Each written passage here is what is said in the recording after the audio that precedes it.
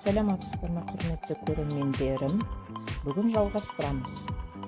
Сәукеленің астындағы қобдишасын сыртын өлшеп, матаға 5 см қосамыз.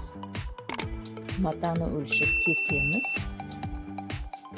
5 см қосқанымыз матаға ішінен синтепон саламыз.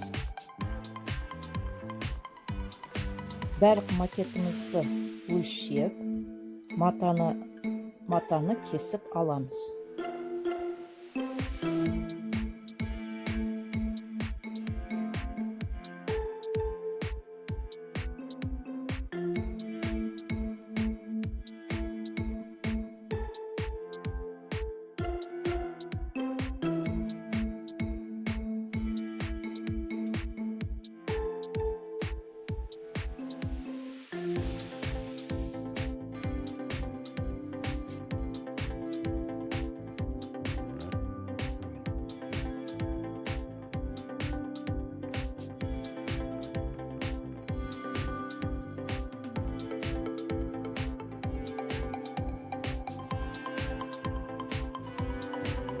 Матаны клеймен жабыстырамыз.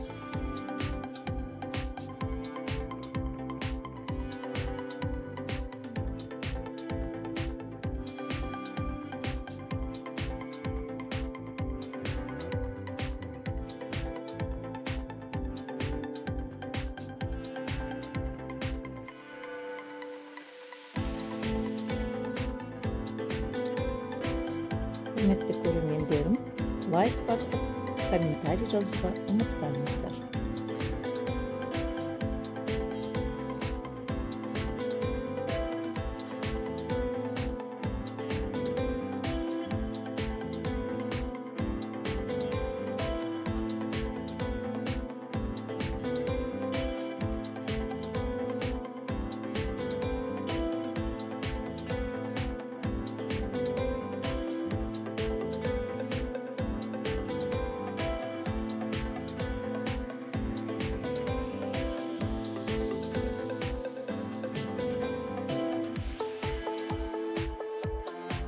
Матаның шеттерін жақсылап жабыстырамыз клеймен, ашылмайтындай.